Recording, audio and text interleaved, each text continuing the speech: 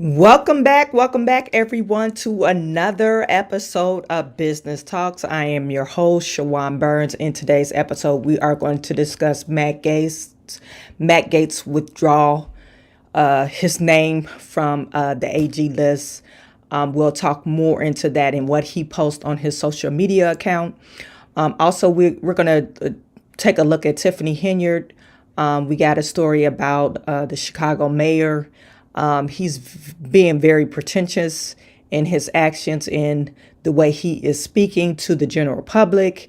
I think because of the pressure is on him to actually show some results, and he has not shown any results since he's been in office.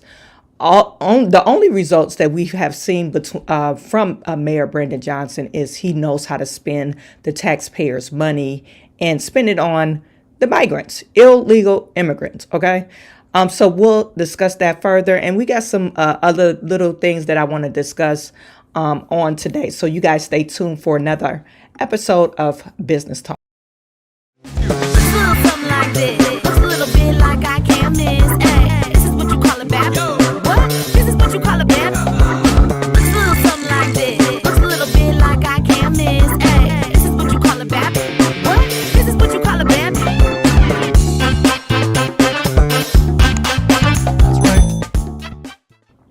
You guys put it in chat. Let me know where you're viewing from. Please put it in chat. Let me know where you're viewing from. I see we have Tyrone Price is in the building.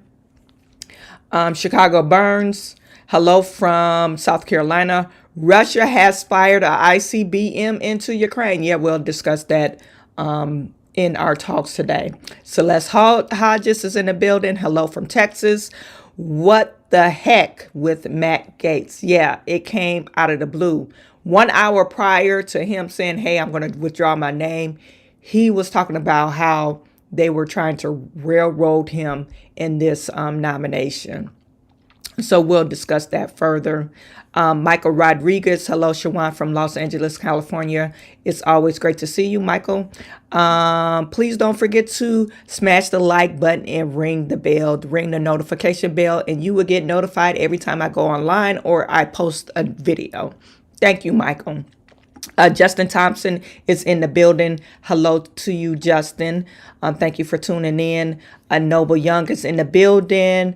Danny Thoughts, I was thinking. Good afternoon, everyone. Danny, thank you for tuning in. Samuel Matthews is in the building. It's always great to see you. Rita Lane, living. I live in the city of Chicago. Thank you for tuning in. Ultra 80s. Retro Kid, Chicago is tuning in. Brian from Southern California. It's always great to see you. Not Ordinary GX215, Philly here. Peace, y'all. Evie Ray. No one challenged Biden's nominees. They were trash. Yes, no one came up. No one actually showed up to challenge Biden's nominees. They just let him vote them through. I think he had 20 or 25 something odd judges. You guys correct me if I'm wrong. He just nominated some judges, trying to stack the courts with, some of the liberal judges as much as he can before he leaves. So there you have it, folks. I mean, he's trying to start a war, which he has. He literally has started a war not between Russia and Ukraine. That war has already happened. I'm talking about between Russia and the U.S. Sheriff on YouTube, Google headquarters, Montreal, Canada. Fairly long. Hello from North Carolina. And Evie Ray is tuning in for Chesapeake, Virginia. Okay, we are going to get started, you guys. I want to talk about Ukraine first because I was just reading right when I closed my computer down after we got done talking about Ukraine yesterday. I seen something pop up on my news feed saying Biden is going to let Zelensky keep $4.25 billion. I guess this $4.2 billion or $25 billion were like a loan or what have you. It was a loan. I guess he was supposed to pay it back. And he was like, no, you can have that $4.25 billion. How dare you, Joe Biden? It's not your money. This is not your money to forgive a loan. We want our money back. Even though we already, you guys, you don't know, we've already given Ukraine $175 billion total, either in cash money, ammunitions, whatever, weaponry, all kinds of aid we've already have given Ukraine. So Joe Biden is thinking it's okay for him to just, I guess, loan forgiveness, like he's forgiven, millions of dollars of student loans. He's going to say, hey, since I'm forgiving loans, we might as well forgive Zelensky loans, right? But I don't know if this is for him, if it's constitutional for him to do this, because if he issued out a loan to Zelensky, I'm pretty sure he had to get approval from the House, okay? The House and the Senate. And so for him to issue out a statement saying, oh, we're going to forgive you for this $4.25 billion, do you have the authority to do that?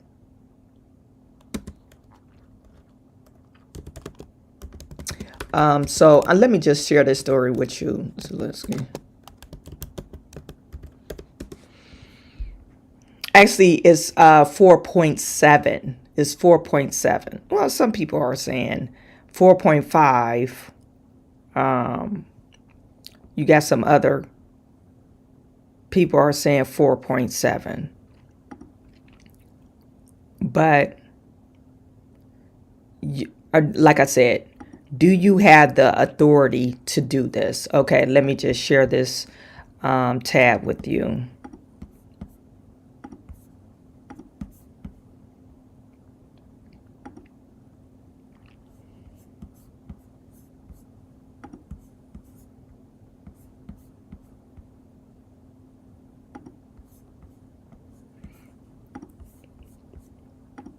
Okay, and it says Biden admin moves to forgive multi-billion-dollar loan to Ukraine.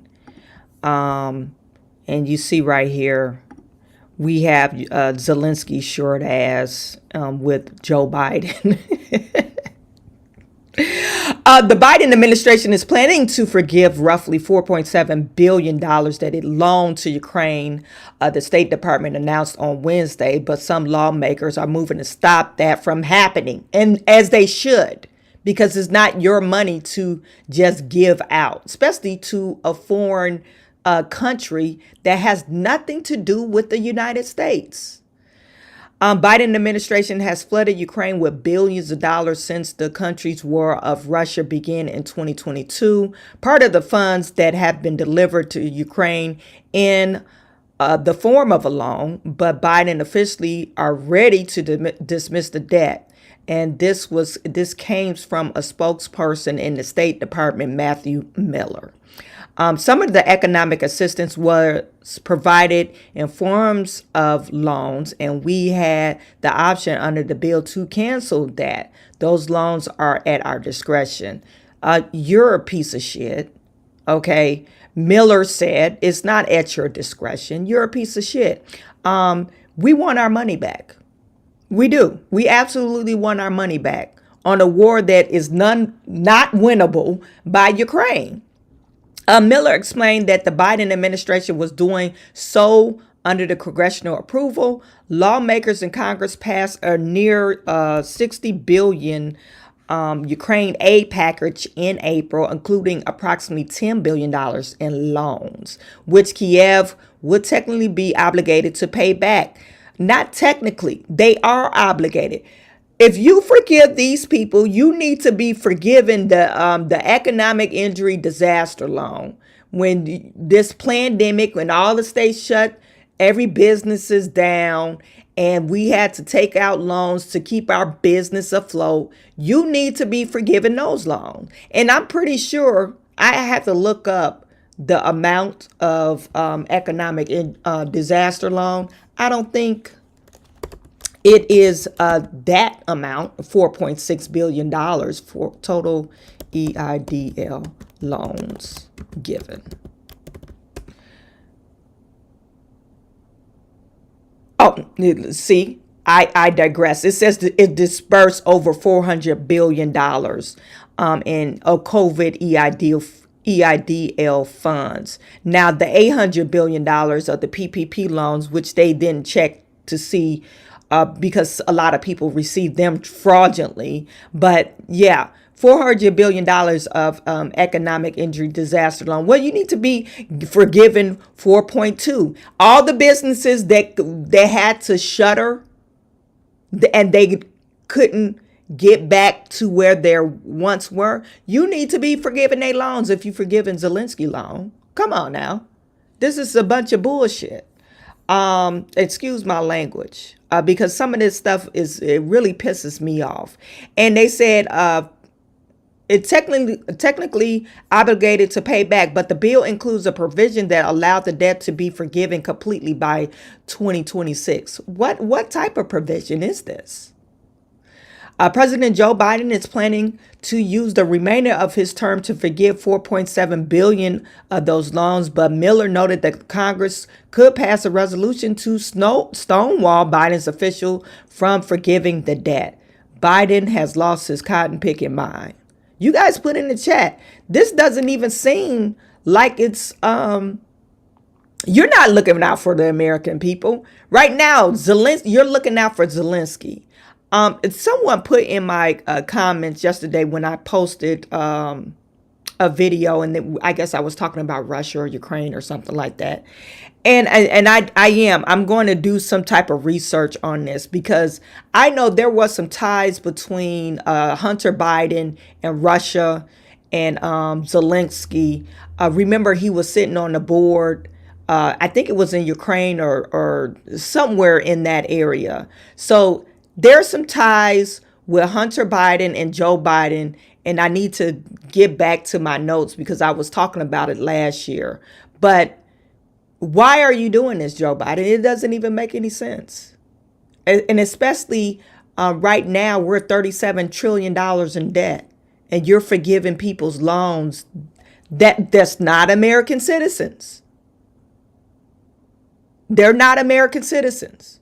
And you're giving out billions of dollars to people that are not American citizens. American first. This is why Donald Trump was elected. Because we're tired of this crap. You putting us last. We're like the evil stepchildren. Have you ever heard of a person feeding somebody else and they have children at home and they not fed? What kind of person are you? Anyway,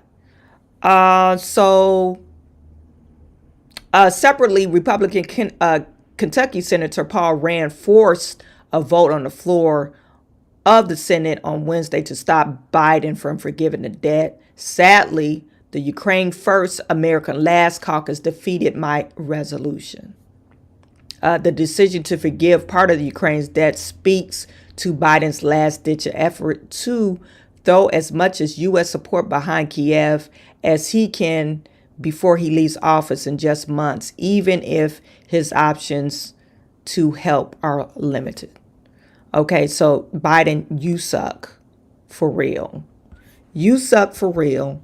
And this is why we're seeing Donald Trump making the moves that he makes, because he has this American first agenda. And I'm pretty sure you're just trying to stop that and put a monkey wrench on his agenda to make things more difficult for us, or for Donald Trump and his people, to get us out of debt and make America wealthy again. Because right now we're poor. We're poor. And if we keep on operating in this manner, we're going to be like a third world country. Remember, I shared with you our gross domestic product. And if you guys don't watch Patrick Bet David, and this was years ago, he was talking about this. Years ago, he predicted that China will surpass our GDP and by 2030. And if you look at the rate of growth of their GDP compared to ours, they will surpass our GDP by 2030. I wouldn't say third world country, but we will be holding to other countries. If we don't get this shit fixed right quick in a hurry, we will be beholden to other countries. And this is with our energy source. This is with our manufacturing, bringing jobs back to the U.S.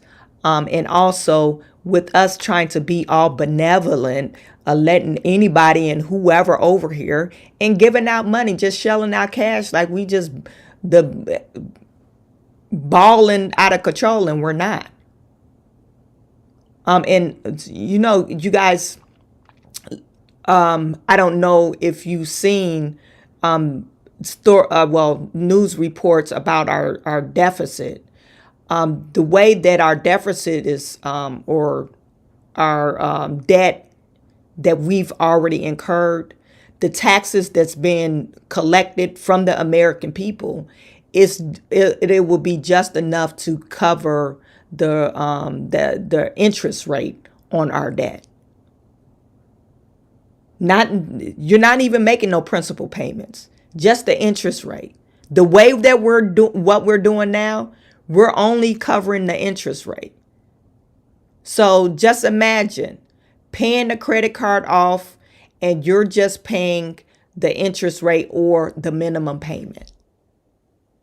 It literally takes you 30 years if you just make the minimum payment to pay your credit card off.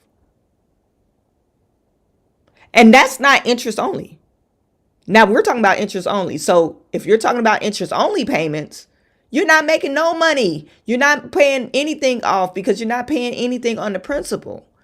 So this is a problem that we have with our administration now. It is totally, Ukraine first and all these other countries first and American last. Now, speaking of Ukraine, Russia just this morning, I think it was this morning, they fired a missile. Let me just go to my normal page that I'm Ukraine.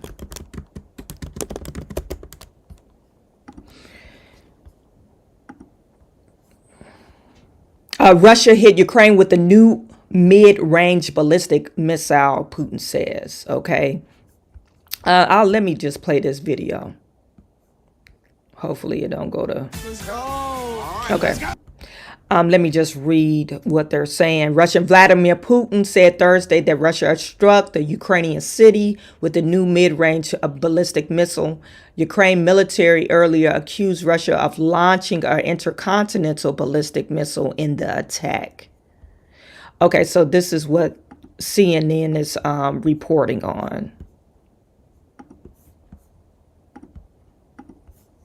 Is that the Ukrainian Air Force has said that an ICBM, an intercontinental ballistic missile, was fired at Ukraine. We think at about 5:18 this morning, roughly, they're saying. And as a result, sirens were put on here in the capital. And then subsequently followed explosions in Dnipro, one of the largest cities here in Ukraine, where there's an awful lot of industrial key infrastructure. There have been reports of significant explosions around some of that industrial infrastructure in Dnipro. No immediate reports of casualties, but if something military was hit, we wouldn't know about the exact nature of what was hit often, ever, or for quite some time. At the same time, accompanying this missile, whatever it was, and be absolutely clear here, the Ukrainians have not specified what device was used here, whether it was a different part of the Russian arsenal that you might normally associate with non-conventional weaponry, or whether it was on the further reach of their ballistic missiles to simply have a better or longer range. At the same time, 6 or 7 other missiles were launched with it, one Kinjal hypersonic missile, and then 6 others. Potentially, you might argue, to confuse any air defences or overtax them and allow that different intercontinental ballistic missile, which the Ukrainians have used that terminology, to hit its target. So that's the limit of what we know at this point. Why is this causing people to have a sharper intake of breath? Well, because if indeed this was an ICBM, and we have to wait for Ukrainian experts who will certainly be at the scene of whatever was hit to look at the wreckage to try and determine what flew through their skies, you might associate a device like that, a missile like that, as I say, with non-conventional, even nuclear weaponry. That's not happened, as far as we know at this point. What people are trying to work out is whether this is a Russian weaponry escalation, whether it's their response to the extraordinary past 4 days we've seen here. So Russia responded by firing off 7 missiles. I guess it's a strategic plan. So the main missile they want to get through, and they divert the attention to these other 6 or 5 other missiles. Is it a direct response for Ukrainian launching the missiles? I think it is. I mean, why else would they respond in that manner? And so, like I said, yesterday or the day before yesterday, when we were going over the numbers about how many Ukrainian people died versus how many Russian people died in this whole conflict since 2022. And the news, CNN is reporting like they had almost 1 million people, Russian people that lost their lives or injured because of this conflict or this war. And Ukraine, they're not losing as many. I mean, I think they were saying about 300,000. I don't think it was even 300,000. Maybe it was 400,000. I had to go back to the numbers, but they're lying. Did you see the map, you guys? Russia compared to Ukraine. Do you think that Russia is actually losing this war? No, they're not. This is a war that we're funding that is not going to be won by Ukraine. And Rita, I believe it was Rita that put in the chat, you're absolutely right. Where's Rita's comment at?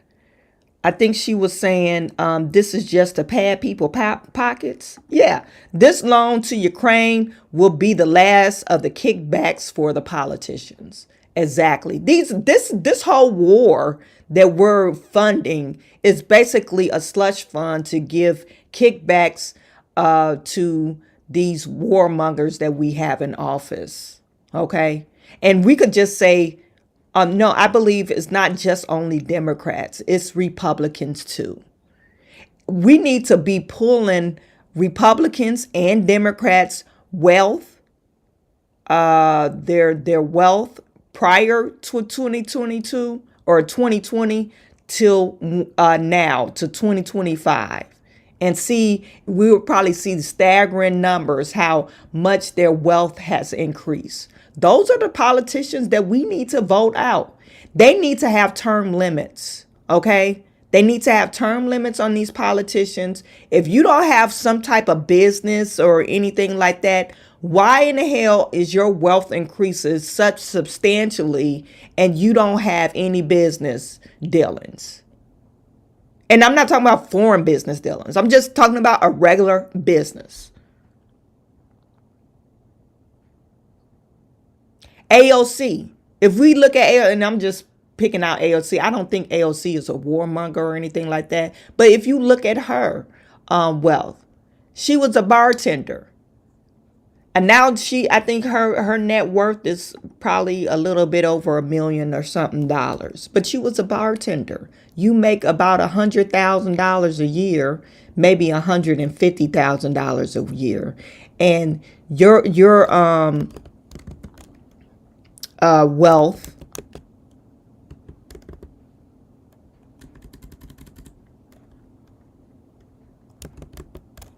net worth. I keep on using wealth, but I guess it's the same thing. Net worth.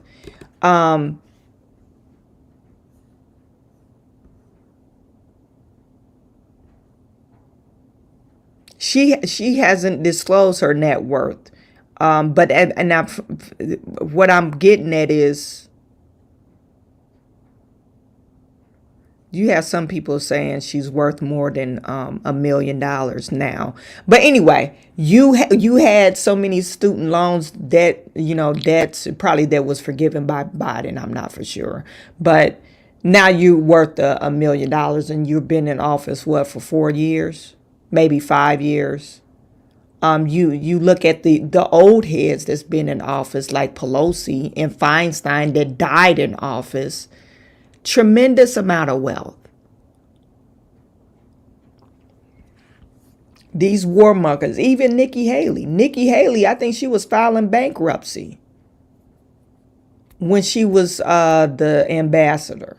And now you worth tens of millions of dollars because you got the insider trader information with Boeing, and Boeing has contract with the U.S. government that makes military grade weapons. You guys don't see a problem with it. I do. This is a big problem. Okay, response to long-range missiles. Putin said the strike came after Ukraine launched long-range missiles made in the U.S., UK, and France into Russia territory. He added that Moscow is entitled to strike military targets of countries that allow their weapons to be used against Russia. I don't know if this is an idle threat, but is this a threat? Putin is basically saying, hey, you gave them use of your weapons, so you're drawing a line in the sand. This is an act of war. You're saying, okay, I'm in it, U.S. So he's saying, yeah, since you put yourself in it, we have every right to strike, or we're entitled to strike military targets. And when he's using the word military targets, they said U.S., UK, and France. Any weapons that we allowed them to use.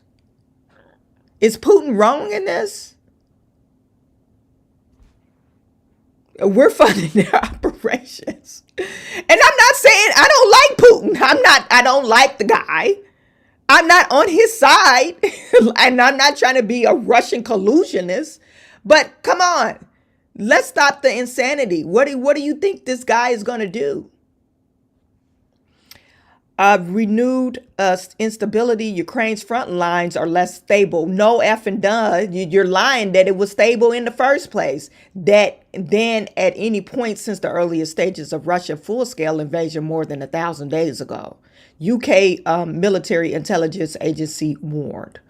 It seemed like when whoever writing this stuff, they're just kind of really like, okay, they're unstable. No freaking done. You got to be a person that's blind, deaf, and dumb to think Ukraine even had a fighting chance.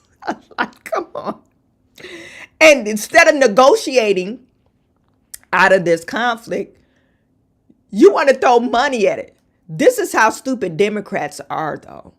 They think they could throw money at something and it will fix the problem, i.e., your girl, Kamala Harris. They tried to throw money at her and they thought she was going to win.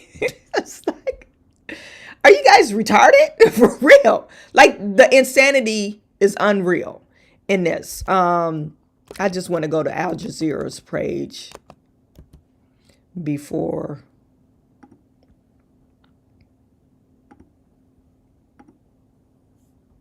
I get on our other subjects. Let me just share this with you.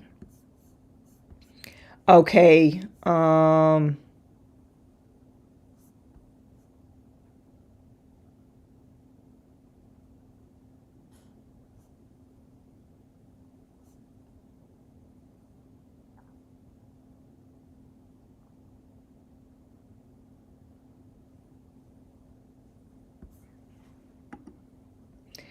They have this Russia What does the change in Russian nuclear policy mean for global security? President Vladimir Putin paves the way for broader use of atomic weapons. Now, if a non-nuclear state with the aid of nuclear power threatens the country's sovereignty, it will be considered a joint threat, and Russia can respond with atomic weapons. So what's behind Putin's decision? How will it impact the fighting in Ukraine, and how will the West respond? Okay, this is it's a long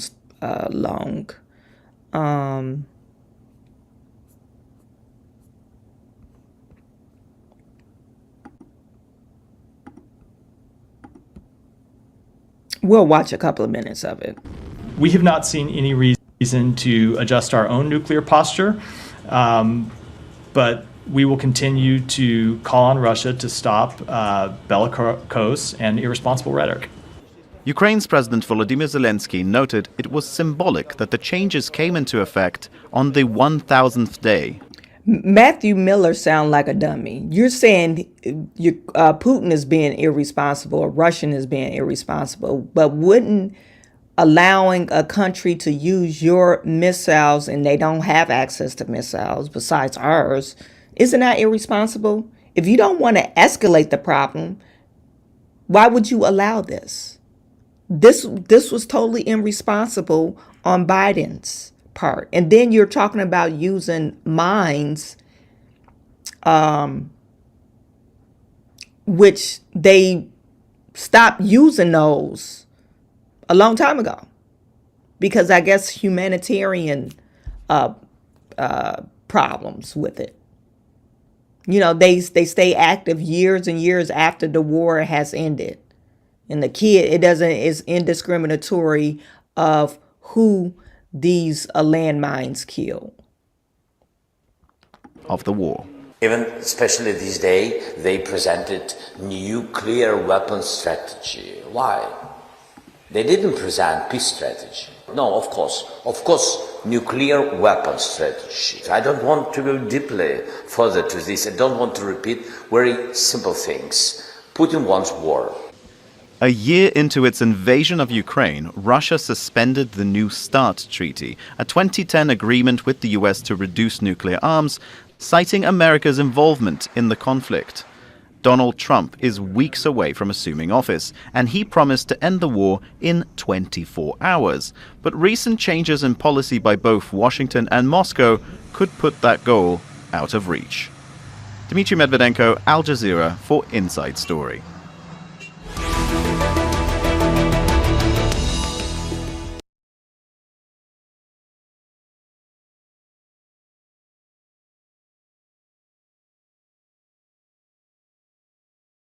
Zelensky is trying to say, yeah, Putin wants a war, but what do you want?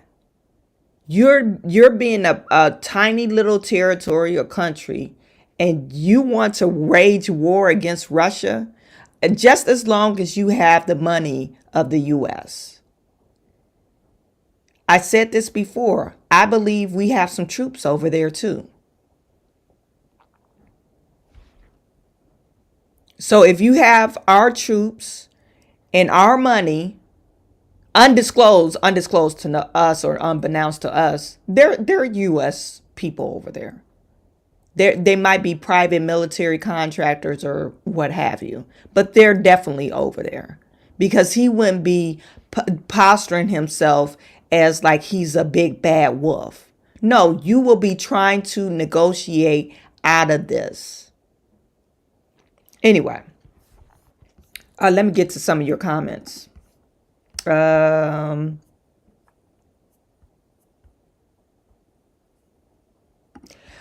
Justin says, should have left Biden in Amazon forest.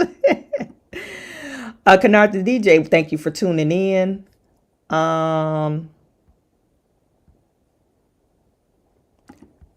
ordinary is saying every last cent. Keratin is in the building, switching from Waycross, Georgia. These things need to be cursed. You are offending no one. Thank you.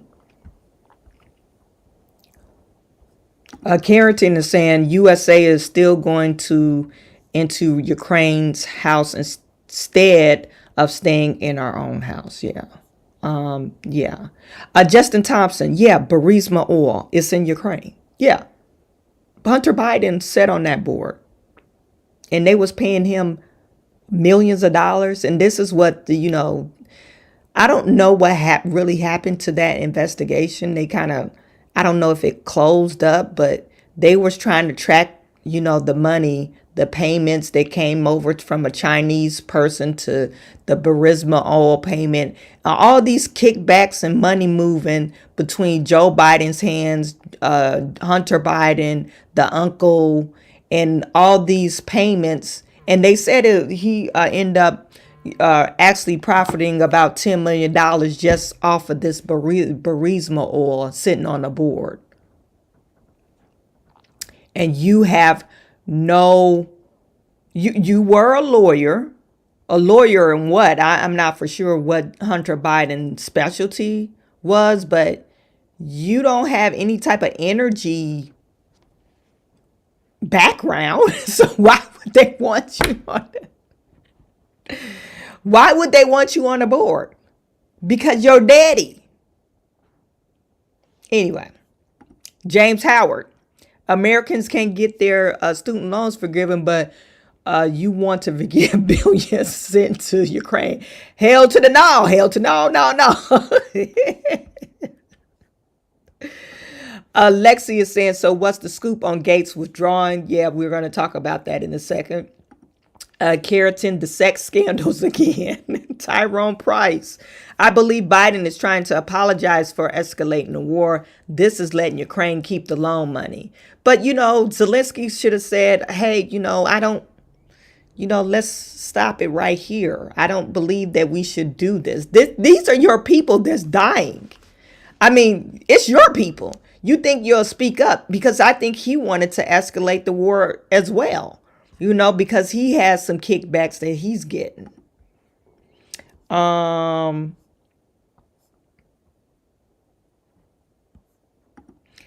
Lexi is saying it's all about the money. Wars make politicians rich. AOC is just a dingbat. Cher is saying 3 days after Afghanistan 20-year war was over, we were on the ground with Ukraine. Yeah.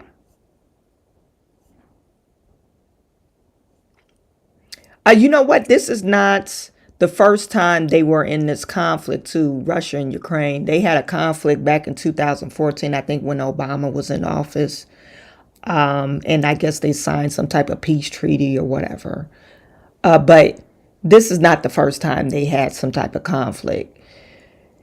It is baffling to me how we have an administration that will say to the American people, oh, we were over there, we tried to negotiate peace, and this Putin guy is being unreasonable. And reason why I say that's not believable, because Tucker Carlson, and I'm not for sure whoever else wanted to talk to Putin, they completely told him, no, Putin is not allowed over here. And no, you're not able to interview him. So he had to go over there. I'm thinking, like, what is Putin going to say to Tucker Carlson? Because they know, I'm pretty sure they're going to talk. Well, they talked about the conflict, and he talked about how NATO was encroaching on their territory. I'm pretty sure he's going to say this, and people are going to think like, oh, I thought Kamala Harris and I thought Joe Biden were really trying to negotiate these peace talks between Zelensky and Putin. And they were not. They were not. They were actually in that talk. They were actually galvanizing with Zelensky of how they're able to fight this non-ending war. And they knew, I'm pretty sure our intelligence and our military knows that this war is not going to be good for Ukraine. They already knew that. So this is just a big slush fund to make politicians richer. That's all it is.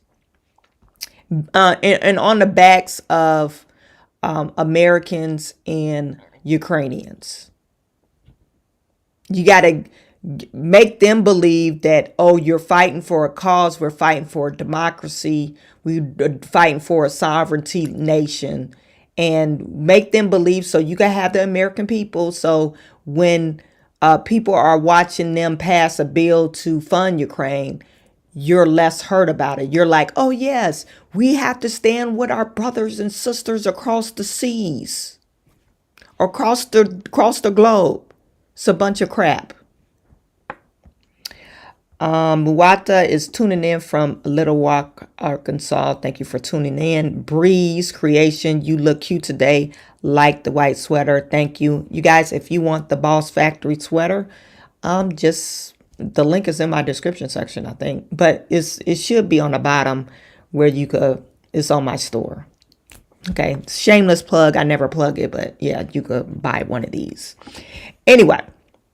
You may have to take up a collection. Super Mayor Tiff will need mental health services. I really think she is bipolar, and she probably rode the short yellow bus with the helmet. Yes, good old Tiff. Good old Tiff. Let's get to talk about Matt Gaetz real quick. This is just a quick story about Matt Gaetz. We know Matt Gaetz, he decided to step down. Well, let's say he decided to pull his nomination. Okay. He decided to pull his nomination. And before he did that, before he pulled his nomination, he tweeted this: years old allegations of sexual salacious nature from sources DOJ previously deemed not credible, assembled by people with political motive. The Steele dossier really was shameful. Okay. So this is what Matt Gaetz tweeted. This was at 9:39 a.m. this morning. Okay. He tweeted this. Then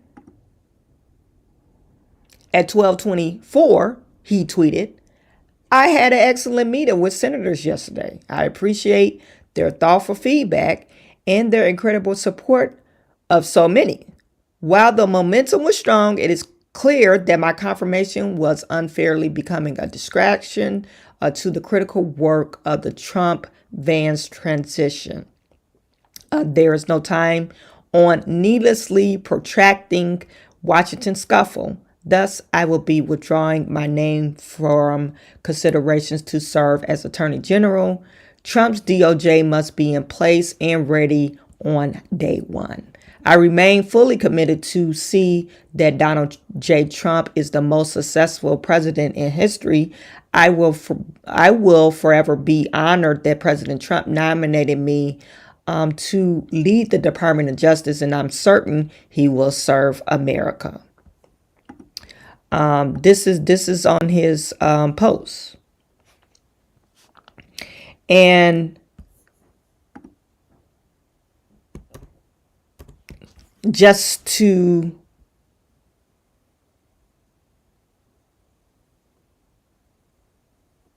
give you what people are thinking about his withdrawal, Joe Manorino is saying DeSantis needs to nominate you to be senator then. Good luck in whatever you pursue next, Matt. You would have been a great attorney general. Mike Johnson, what should House Republicans do to support President Trump in the first 100 days? Okay. I guess that's a blog post he put it. Someone posted, oh no, I really hope you'll still remain in Congress. We need you. Fight, fight, fight. There's no way that the ethics committing depositions were hacked and leaked to the press. As I said, only the allegations and not the conclusions were heard. They targeted Matt Gaetz because he will wouldn't pass the hate speech laws. Maybe so. A lot of people are saying, wow, I didn't see this coming. Wow, so disappointment. They're thinking, well, maybe he will get the senator seat, because I don't think, did they confirm the senator seat in Florida for Marco Rubio's replacement? I don't think they did. So that will be interesting to see. Florida needs a man to build for the battle in the Senate. That person is you, Gaetz, for Senate. So a lot of people are saying that Gaetz needs to be the senator of Florida. We don't know if they're going to do that. I don't know who they're looking at for the senator. But this is really surprising, okay? And then Donald Trump posted, he said, I greatly appreciate the recent efforts of Matt Gaetz in seeking approval to be the Attorney General. He was doing very well, but at the same time, did not want to be a distraction for the administration, for which he has much respect. Matt has a wonderful future, and I look forward to watching all the great things he will do. Yeah. I think Matt Gaetz, he's a force to be reckoned with, because he don't take no BS from nobody, and he don't care. He's like really I call him brave, because when he took McCarthy down, and I thought it was like, oh, he said, hey, if you go this way, we're gonna take you down. He wrote that resolution to recall McCarthy. And it was only like maybe 3 other or maybe 5 other representatives that supported him. And he ended up writing that to take McCarthy down, because McCarthy was trying to straddle the fence on this Ukrainian stuff. And they strictly told him not to do that, and he did it anyway. So I think Matt Gaetz has a huge backbone. And I think he probably would have been a great attorney general. The things that's happening in New York, I just learned of another story of, I don't know if you guys heard of Ozzy Media, and the guy, black guy, they own, it wasn't a large company, but it was fairly large. They have some larger companies trying to buy them out, and based out of California. And for some reason, New York decided to prosecute them on securities fraud, all kinds of stuff. And they're not based out of New York, similar to what they did to Donald Trump. So it's kind of odd to me how New York is going rogue on their prosecuting. But and then it's a lot of corruption in New York as far as their attorney generals. Like the guy who owns this Ozzy Media, he said the people that was trying to buy him, his dad was a judge. He's a judge in New York, Brooklyn, New York. And the judge that oversaw his case has stock in the company that was trying to buy him. So he was convicted, and he's facing up to 37 years. And they put an appeal in to, once they found out this judge was, he should have recused himself from their case. It shouldn't have been a case, because he doesn't do business in New York. But anyway, it's really like a kangaroo court system in New York. New York has just gone rogue. So I think Matt Gaetz would have kind of cleaned that crazy stuff out. Anyway, I don't know who they're gonna look at now and what names they're trying to throw around, but it will be interesting to see. Let me just do a quick Google search.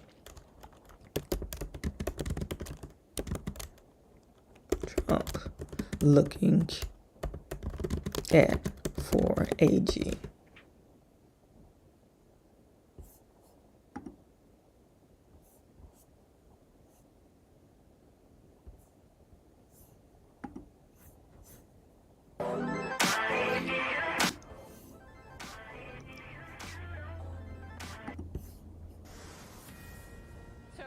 Yes, Matt Gaetz is out in terms of this position that the president-elect had him in mind for, justice. And now President-elect Donald Trump is reacting to Congressman Matt Gaetz' decision to remove himself from consideration for Attorney General. Here it is. I greatly appreciate the recent efforts of Matt Gaetz in seeking approval to be Attorney General.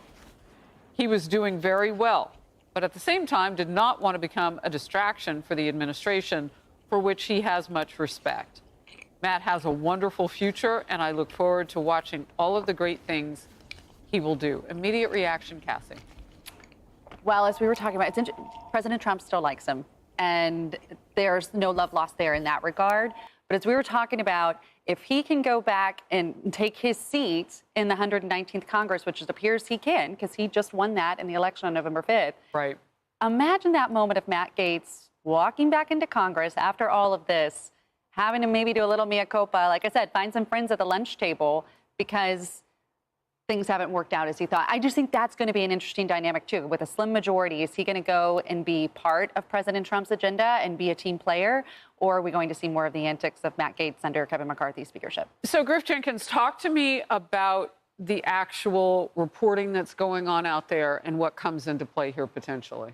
Well, the ball's in Matt Gaetz's court, really. Honestly, if he wants to be seated in the 119th, as Cassie points out, he can duly be seated, and then that he just goes back to being a part of the slim majority. But if he wants to do more, being seated in Rubio's seat, we'll see where that goes. Senate seat. At the end of the day, I think whoever comes next, Matt Gaetz is going to have influence on it, right? Is it going to be Senator Mike Lee? Is it going to be guys like Mark Paletta? Or even bring back Matt Whitaker, who was named NATO ambassador? Maybe he's needed at DOJ now because he was the previous acting AG under Trump. There's a lot of questions here, and they're going to be answered, I think, as Matt Gaetz starts to show us his hand of what he's going to do next. And is there anything, you saw a House Ethics Committee report go away.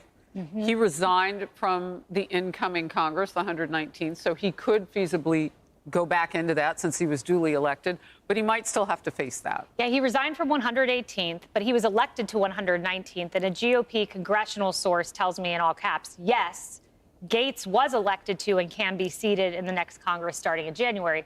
I'm sure there's a lot of legal nuance around there, but according to what I'm reading, that seems like a possibility for him, absent some nuance I'm not aware of. My question, though, is what does this say about recess appointments? Because President Trump had, at least those around him, had floated recess appointments as an option. Gaetz could have circumvented the confirmation process through a recess appointment. But what does this mean for the other nominees, for some of the ones whose names have been mentioned, like RFK and others, who might face some hard questions? Is recess appointment off the table? It seems like it was for Matt Gaetz. But what does it mean for the other nominees? Is this an indication we're going to go through the confirmation process and that's just kind of a last straw? Quick follow-up. Where are we on Mitch McConnell? Because he was against recess appointments, and that's going to matter. Yeah, and then you had other senators step up. Rick Scott in a tweet at one point saying, it is on the table. So I think it's something most people would like to avoid and see the conventional process play out. But I wouldn't take it entirely off the table. It's within the constitutional powers of the president. Answer that, by the way? I went to a dinner, for an AEI black tie dinner last week for honoring Mitch McConnell, and he was interviewed and talked to the head of AEI, and he said, look, at the end of the day, when it comes to recess appointments, because he was asked about it on stage, he said, don't underestimate the power of the advise and consent job that Senate does in confirmations. Now, we heard the incoming Majority Leader Thune telling Brett last week that he's going to keep an open mind on these things. But I think you have to put into perspective, a little context, that it's one thing to do a recess appointment like someone like RFK Jr. who said things. It's another to do a recess for someone that has this ethics investigation. Definitely. Who's accused of doing things, is what you're saying. All right, candidates who are said to be on President-elect Trump's Attorney General shortlist are said to have a mix of public and private sector experience. Senator Mike Lee, maybe we can pop up pictures here, previously worked in big law and was also a federal prosecutor. Emily, your thoughts? Yeah, his name was floated, remember, as a potential Supreme Court justice nominee. So I think that's a familiar name in terms of being in the bank of President Trump's respect and value and a noted legal mind, that doesn't surprise me, this name. I note, too, just to give my 2 cents on the Gaetz situation, which is that if the true reason for stepping down is to indeed prevent a distraction, right, to sort of exit gracefully, I wonder if perhaps there will be a hiatus from public service, in that perhaps as new allegations are coming to light, as the report, Senator Cornyn said, it's coming out anyway, like perhaps we might see a dormant phase from him and then a reemergence later. We saw that with Cuomo, for example, right? Perhaps it's best to just hibernate for a little bit. If you really don't want to be a distraction for the party, do you am I not the only be one a that feels that distraction? way? Well, we're still more than 50 days away from Inauguration Day. However, the 119th Congress takes place, or the swearings in start on January or are January 3rd. So that is a lot sooner than Inauguration Day. So Matt Whitaker, former acting Attorney General, your thoughts? Yeah, you want to talk about somebody that people know? I think that's where we're thinking about. I love your Mike Lee thought in the sense that senators love senators. So if they want, yes, okay. Of course, it's very collegial. And so to have one of their own, that would probably be a pretty easy nomination process. And Whitaker being familiar might offer some of the and same. Familiar with the places to go root out the problems that the president-elect has. You don't often hear people loving each other on Capitol Hill, so I like that. I mean, that was very warm. Okay, we're outnumbered in a moment. Matt Whitaker, he was, let me just share this with you. He was chosen to be the U.S. ambassador of NATO. So I don't know unless because prior he was the acting attorney general, I believe before Trump left office. But I'm not for sure how they will finagle that. But he's already been through the process, so that would be an easy shoe-in, right? Unless people have a problem with him. I don't know. People might have a problem with him. But I'm not for sure, actually how he was as an attorney general. I don't know. You guys put it in chat. What work did he do under Trump's last administration? I'm not for sure. Anyway, we are going forward. We're moving forward on our stories. I do want to cover your girl Tiffany Henyard. And before I cover Tiffany Henyard, I do want to talk about Chicago in general. Brandon Johnson he's a special person. We could say Brandon Johnson is a special person. Tiffany Henyard is pretty special. These two, maybe they drink from the same water fountain because they like it. I think these people are very, very special. I really do. And it's funny because let me just reset. It's funny because Brandon Johnson, he thinks when you're a reporter, and if you ask me a question, it's a personal attack on me. No, I'm just trying to get information. And it looks bad on Brandon. Brandon, it looks bad. Okay, it looks like maybe you can't handle pressure. This is probably why he never gave his kids tests, because he can't handle pressure. So maybe he has some type of PTSD from tests and questions. But this absolutely looks horrific. The way he attacks this reporter, it just looks bad. Okay, so this reporter is basically asking him, hey, you wanted a $300 million tax increase on property taxes, but now you're selling for $150 million. Would this do it? Just normal questions that a person will have. Take a look at this. Make sure you can see it. Okay. Hey, Mayor. Following up on Taman's question, part of the reason it was so noteworthy that you proposed a property tax hike is that you campaigned against it, of course. And so I want to understand why you're standing behind it now. Why do you think that property taxes are still the best way to raise $150 million? Do you view this as the best way to make a structural budget change, or what is it? So I got all 5 of your questions, so pass the mic, no follow-up. All right, we got to be fair, but that was smooth, Jake. Look, this is about making investments in people. I did have a follow-up. And so that your was, first 5 questions? It was one question. No, it wasn't. You asked me about, I campaigned for something, and then I did not do that. And then you asked whether or not that was the right call to make.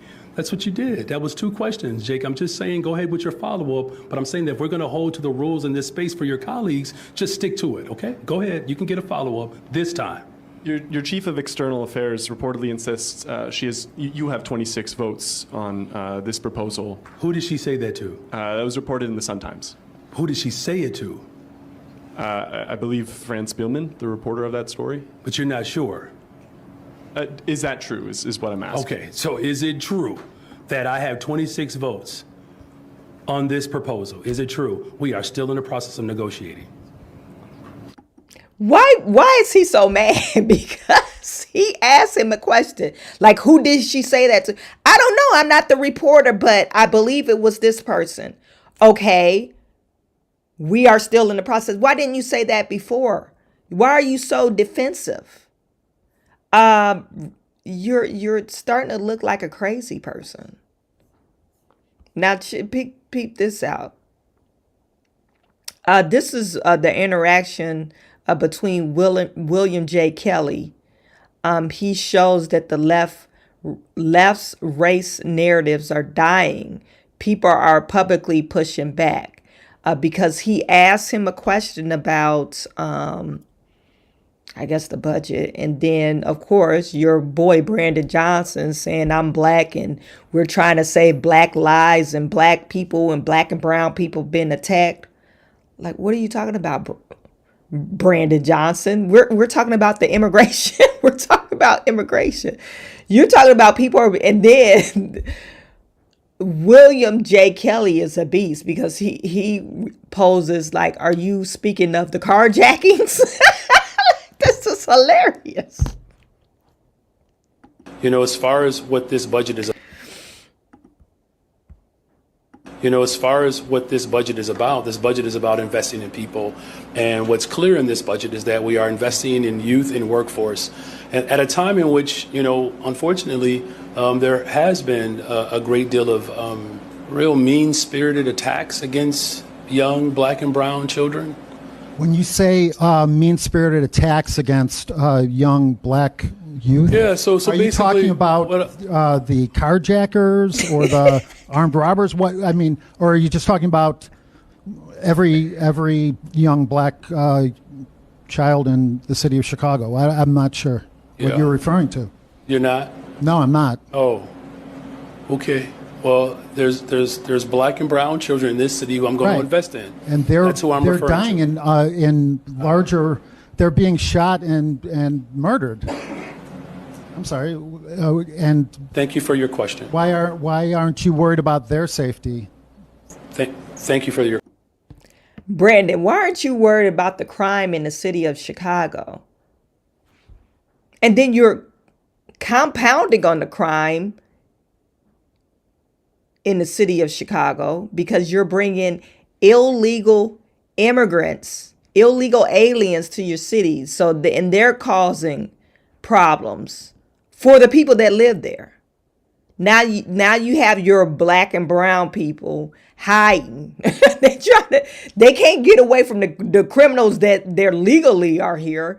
And then you got other illegal criminals that's attacking them. But you're concerned about your residents. Really, you're really concerned about your residents. All the money that's been spent in Chicago that's not on your black and brown children. All the money that you're spending, they're not being spent on the community. They're not spending that money on the community. They're spending it on illegal immigrants. That's why they got $1 billion deficit. And then they want you to be like, oh yeah, we're all a community. Let's pay for it. No.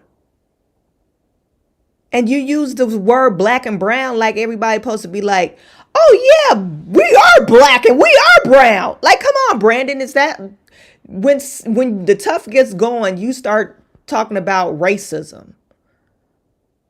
That's not going to solve your problem. Racism is not going to fix a deficit. Like, it's not going to balance a budget. And the first thing you want to do is take more money from your taxpayers after you already tapped them out. Instead of looking at the budget or where you could make significant cuts from. And I'm not talking about the police force. I'm not talking about, like the community centers, but you could make cuts like illegal immigrants. Those are significant cuts. And the contracts that you're paying people $15 million a year to feed illegal immigrants, and they throw that food away. They don't even like that food. Anyway.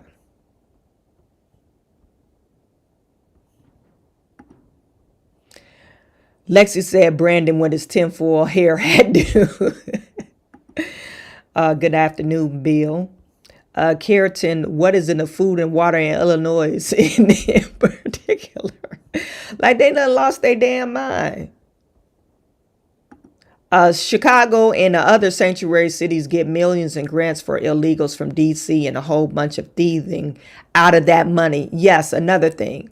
They need to do an audit on the opera funds. Number one, opera funds is they came from the American Rescue Plan Act from the COVID-19. So the American Rescue Plan Act, they need to do an audit on that. Okay.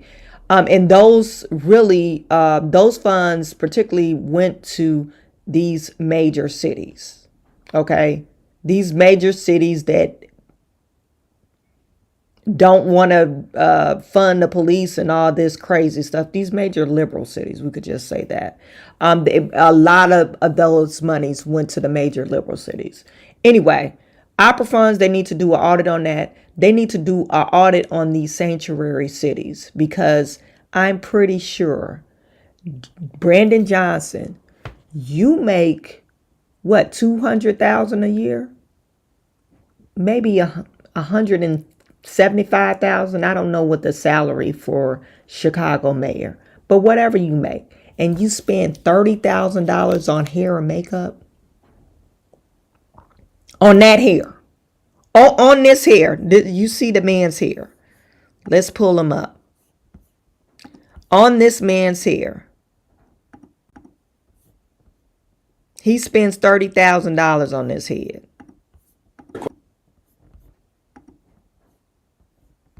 And expect us to believe you.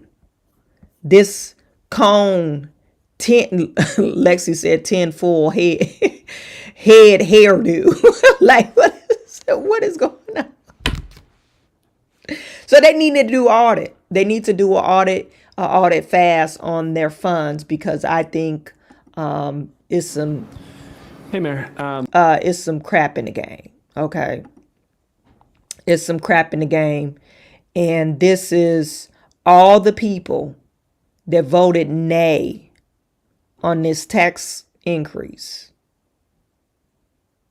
Levy the real estate taxes for fiscal year 2025. They voted nay. 50 people voted nay. Because they're saying these aldermen, they're up for re-election too. So they don't want to get kicked to the curb. They got to protect their constituents. Anyway, speaking of protect their constituents, and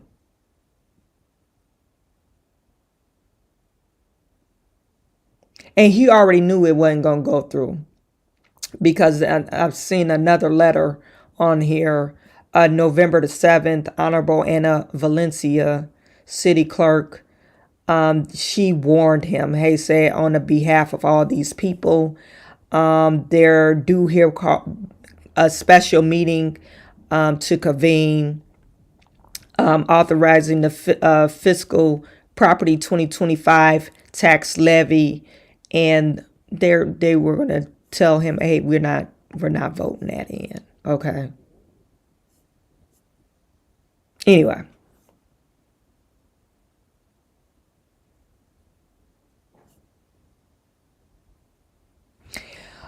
Speaking of protecting your constituents, so your girl, Tiffany Henyard,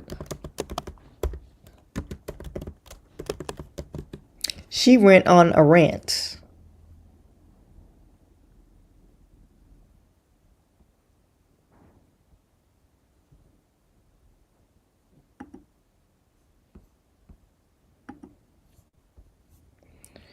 This is from the Lansing Journal. It says Thornton Township Supervisor Henyard bashes trustees for boycotting the meeting. Okay. Henyard follows non-meeting with 50-minute video statement.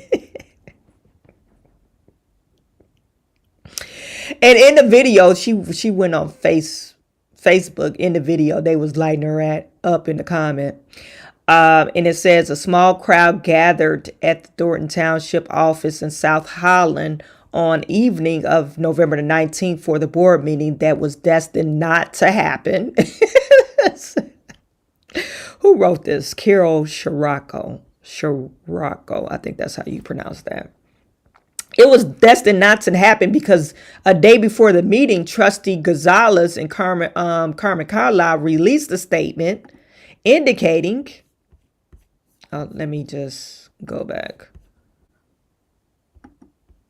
Open a new tab. Indicating they were effectively boycotting the meeting because of what they called an improperly vetted agenda and an attempt by the supervisor, Tiffany Henyard, to push through her own initiatives without full transparency, especially regarding the township's finances. Henyard spoke about 20 minutes, referencing what she called fake news and Judases. These Judases, I was called by God. While reminding those in attendance about the township's sponsored Thanksgiving food giveaway on Saturday and the upcoming holiday toy giveaway. Trustee Darlene, let me enlarge this for you so you guys can see it. Trustee Darlene Gray Everett and Clerk Loretta C. Wells were also present in addition to the village attorney and other staff. Without a quorum for voting, no business was conducted. A public reaction to the boycott. You never know what will happen at the last minute. This is from Alicia Nicole. She's a resident at Thornton Township. There's always a story, always propaganda with her. I came to see what line she was spewing. Nicole also referenced Trustee Carlisle, who hasn't attended the past several meetings, citing concern for her physical safety. Carlisle requested approval to attend the second board meeting over the phone. Henyard has denied Carlisle's request while she is flanked by at least one security guard at the meeting. Carlisle, speaking of Carlisle, she has a restraining order against Keith Price because Keith Price has threatened her. Keith Price, we could just say Keith Price is a goon, okay? He's a goon. He does Tiffany dirty work, and to me, he's a POS of a human being. Because what big ass man go around threatening a female? Doesn't make any sense. And of course, she had this 50-minute video to talk about it. Now, Nate Fields is a candidate for supervisor. Remember this young guy? They said Nate Fields came to the meeting probably about 4 or 5 meetings ago, and he said one of the guys tried to hem him up, tried to assault him. I don't know if he ever pressed charges, but that's what he claims in this meeting. And it says, at first, when I found out that there wouldn't be a quorum for the meeting, I said, I'm not going to go and give Henyard the attention. Phil says. But then I heard there was some residents showing up, so I thought I'd come to every meeting. So why should this stop me? I want to be here among the people. Also, I thought there could be young people watching who's interested in getting into politics, so I wanted to show them something different. As she previously stated, Henyard said at the canceled meeting that she plans to bring legal actions against those who speaks out against her. Tiffany, this is not no communist country. You can't jail people because people are talking about you. What are you talking about, Tiffany? You cannot jail your opponents. Like, this sounds ridiculous. And she said she ended her address by telling the crowd that she will see them in the next meeting, or I'll see you in court. Like, this, it has to be a joke. This is okay. Like, who wrote that? I guess they got to write it as she's speaking, right? Or how she speaks. It says Henyard's official statement. Henyard's doubled down on the message in her video statement. When I sue everybody, cause I'm coming. Now I'm coming for defaming my name, defaming my character, in the conspiracy to destroy Tiffany Henyard. Now you talking to yourself about yourself in the third person. I will come for everyone. Know that. This is facts. This is not fiction. Okay, you said it was facts. Why would you say it's fiction? Then whoever wrote it, she said, like, okay. I gotta laugh for keep from crying on Tiffany Henyard because I think she is hilarious. I really do. I think she's hilarious.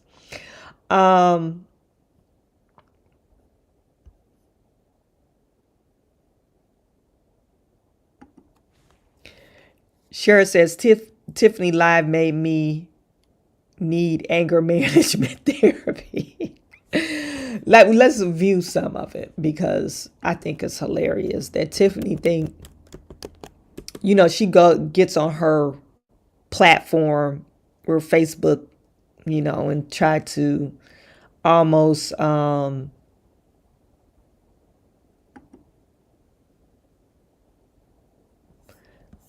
I don't know. Like, people are going to really believe what she says because everything that comes out of her mouth is a lie anyway. So why would we believe you? We caught you in so many lies. It's like you're just wasting your time and other people's time to just even make a live video. It's really quite ridiculous. Tiffany Henyard. Let's share this. Oops.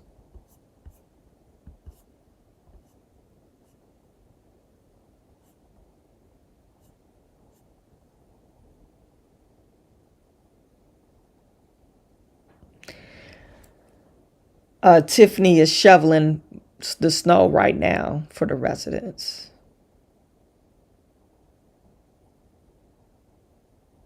She act like she doing something. Stop it. Okay, so this is Tiffany. She says Supervisor Tiffany A. Henyard, PSA, hashtag I stand with Tiff, God's plan. Okay, just before we start that, I want to give you guys why the meeting, or why the trustees boycotted the meeting. They're supposed to appoint someone to replace the other trustee, the trustee that stepped down. Okay, I guess they have 60 days to replace that trustee, and if they don't replace it with their recommendations, the trustee, the boards, or Tiffany, they could appoint somebody and they vote on it.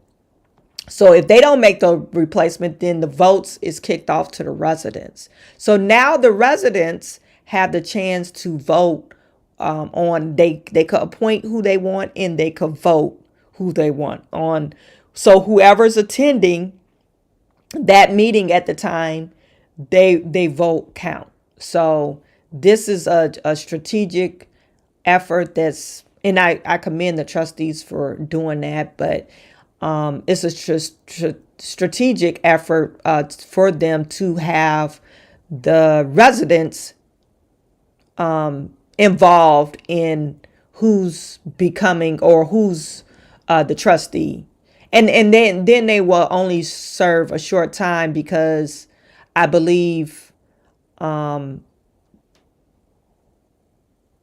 what is the guy's name? It slips my mind. His term will be over next year anyway. So just a few short months. And then they will have to go, if they want to campaign, they could campaign and get voted in or whatever. Anyway, so this is Tiffany, and she's talking about why they didn't show up. And remember, no weapon formed against you will ever prosper. He didn't say it wouldn't form, but it won't prosper. So just keep staying positive and lead with love. Don't worry about the hate. Don't worry about the naysayers. Keep going. Because at the end of the day, only you can fix it. You. So hopefully that's a little encouragement for somebody this evening. All right, we almost there, and I'm going to start with what I have to say. But I do want to announce this. We are giving out turkeys, hams, and fresh food boxes this Saturday from 2 to 6 p.m. So if you have not signed up, you might want to go into ThorntonTownship.com and sign up so you can get your very own turkey or ham and fresh food box. And you know how I do. I'll make sure I get y'all a cooked meal too. Even though when we in the kitchen, we eating and everything, but you have a cooked meal so that you can be okay for that evening, the night before Thanksgiving. Okay. Come on in. We got 30 seconds. And then we will begin. Again, go to Tiff Speaks the Truth on YouTube. I have a channel that I started. It's TIFF and then Speaks, SPEAKS, the THA, Truth, TRUTH. So go on there, guys, and you can sign up, and you will get notifications of things that I have, things I'm speaking of, and you will be able to keep up with your super mayor, because there's a lot of misinformation out there. It's a lot of disturbing information out there, but no truth to it. It's all fake. It's all fictional, and I just want to show you guys what it is, and I want to show you guys what it looked like to be strong and have strength throughout it all, throughout the controversy. Remember, this too shall pass, as I just stated before. Because it's going to always be somebody that don't like you, somebody got something to say, somebody that's negative, but it don't matter. Everybody got an opinion. But at the end of the day, what matters is your opinion and your mental. So you keep your mental together and you keep pushing, keep striving. And don't never, ever give up. No matter how hard it gets, don't give up. Because sometimes you can be right at the finish line and you will turn around. And you shouldn't allow nobody to put that in your heart, let alone your head, to give up. Especially on you. Never give up on you, because I believe in you. All right, here we go. I don't know, because I got a lot to say. Y'all know how I am. We're going to be on here for a minute, but I'll try not to be long-winded, I promise.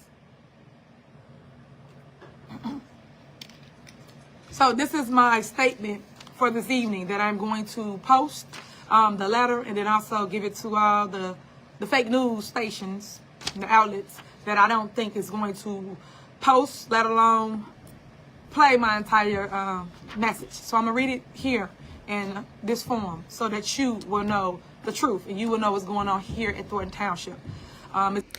Why would anyone play your 50-minute long message, okay? They just going to pull out snippets of it and play what they think is, I guess, valid or important. So Tiffany is just, I don't know. Sometimes she makes me get a headache just listening to her. It's been a long time since we had an actual meeting, because every time it's time to have a meeting, people either don't show up, people walk out, or people just cancel. And it's sad, because as an elected official or those that's trying to get in this game, make sure that's what you really want to do. Because it does require your time. It requires commitment. It requires dedication. And with that being said, you must show up to your scheduled board meetings. I don't care if you agree or disagree, but you must show up to say yes or no, or vote present, but show up. Because you were elected or appointed to do the will of the people. And that's to show up and be a vote for the people. That's it. Like I said, whether you want to vote yes or no, is your choice. But show up. Don't be absent. Because when you're absent, that means you have abandoned your job. And I mean that. We have all showed up despite our differences, despite how we felt. And we put it on record for our opinion of what we think should happen or why we don't agree with the way things is going, and we vote no. That's all you have to do. This is how it goes. This is me, Tiffany A. Henyard, the People Supervisor, and this is a message from your current supervisor. This is a statement regarding the November 19th, 2024 board meeting cancellation. Now, for those that don't understand, before I get into reading my statement, when a board meeting is canceled, remind you, you must show up to the meeting to make sure there is a quorum. If there is not a quorum present, then guess what? There cannot be any business conducted. Half the time when people don't show up, I still talk to the people because I am a leader before anything, right? And a mom. Let me remind you, I am a mom. Hey, Justice.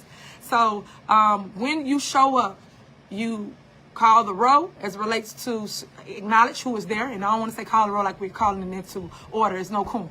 But I stated that tonight, myself, Supervisor Henyard, Trustee Darlene Gray Evers, Clerk Loretta Wells, and the attorney, Eric, was all present for this regularly scheduled board meeting that is on our books to have. So this is not a special meeting. This is a meeting that we should have done. Tiffany act like she's never canceled a meeting because something didn't go her way. So stop it with the madness. Okay, move forward. They didn't show up to the meeting. What are you going to do? Fall out and cry? They didn't show up because your agenda couldn't be put forth. You couldn't nominate the people that you wanted to nominate and then put, I guess, spend some money. You probably was over budget. Anyway, you couldn't do that. So move forward. Is this a statement or you just ranting and raving about why the trustees didn't show up and how mad you are? And you trying to chastise somebody. They're not children. They didn't show up. Get over it. And they're elected officials just like, well, you're not really elected. You were selected. These people had to run for their office and the people chose them. So get over it. Move forward. Could have done, would have done if people would have just showed up, but they chose not to. So it's putting your services in your community in jeopardy. So that's what I am here tonight to speak to you about, because I don't like how the news is doing this smear campaign and just pointing fingers with no facts, no information, and just hearsay off what someone said. So I want you to get it from the horse's mouth. My mom, my dad, my grandma, my family always told me if you want something, you get it from the horse's mouth. You don't get it from what somebody think or how they feel, because everybody has an opinion. But they're going to try to stray you to what they believe, and it may not be truthful. So always get it from that person. She be talking so much, she got to drink water every 5 minutes. Let people know what's going on in Thornton Township. Shut up! I'm going to stand in a fire for my residents because I love them, and there's nothing they can ever do about that. But I just want them to hear from me, because it's been a long time I've been quiet. I haven't said very much. I say things here and there, but now it's... You guys put a one in the chat. When have Tiffany ever been quiet? Put a one in the chat. She always go on her rant. Matter of fact, countless of videos. If Tiffany shows up, she's going to go on a 20, 30, 40, 50-minute rant about something. During the meeting, after the meeting, before the meeting. It doesn't matter. She's going to go on this. This is a 50-minute video she talked. You talk about a long time. I've been quiet. I've just been sitting silent. So time for me to speak out.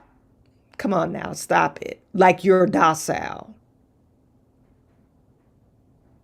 Come on, Tiffany. We don't get docile from you. We get loud and ghetto mess from you. It don't matter if you got a suit on. We don't care if you got eyelashes on your face, makeup on. We don't get docile and meek and humble and quiet from Tiffany Henyard. We get this loud ghetto ratchetness from Tiffany. You never been quiet.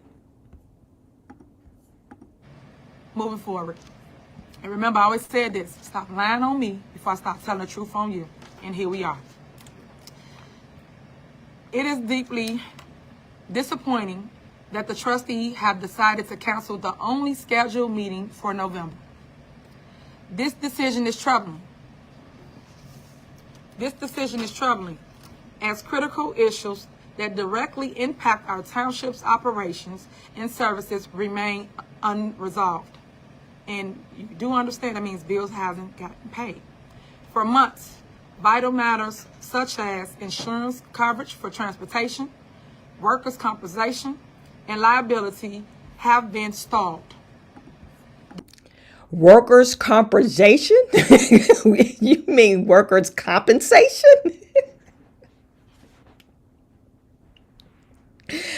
I know Tiffany don't have a great education, but it's funny. I just like laughing about it.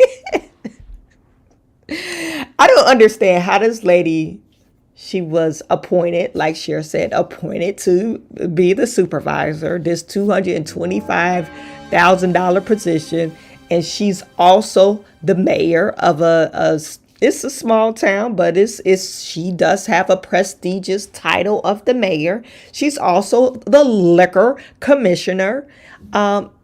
She has all these grandiose titles, and she doesn't know workman's compensation. Like she doesn't know the word. That means she's reading a statement that somebody wrote for her. Delaying action on these essentials jeopardize our township, our employees, and 190,000 residents who rely on our services. The trustees' claims of prioritizing transparency are simply not credible.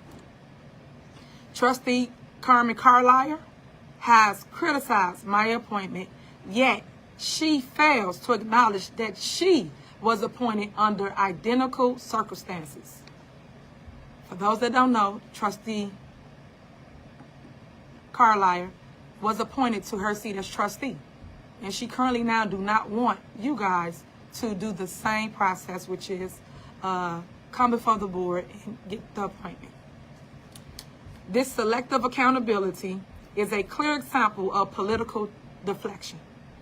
Additionally, taxpayers have paid and spent over $20,000 on consulting to develop an open budget, but after more than several months, no budget has been presented. Even more concerning, these consultants have been instructed not to share their findings with the township administration, undermining the transparency they claim to value. Trustee Carlisle has not attended a meeting in over 60 days. 60 days, guys. Pay attention to that. These are your elected officials. But what she's not telling you is Carmen Carlisle has a restraining order against one of your people in the administration, and that's Keith Price. Somebody put in the chat saying Keith Price has never had any beef with men. He only has beef with women. And you, as the supervisor, should nip that in the bud. You should allow, you know that she has a restraining order against this guy. So you should allow her to attend the meetings via phone. Why would you force your, she's essentially not her employee, she's a trustee, but why would you even want any bad things to happen under your leadership? This is exactly how we know you're a horrible person. You're a horrible leader. And you trying to call out Carmen Carlisle knowing she has a restraining order. that you elected to make sure they come and handle the business. And Trustee Gonzalez left the last meeting when it was time to vote on Thornton Township historic 100% homeowners tax refund.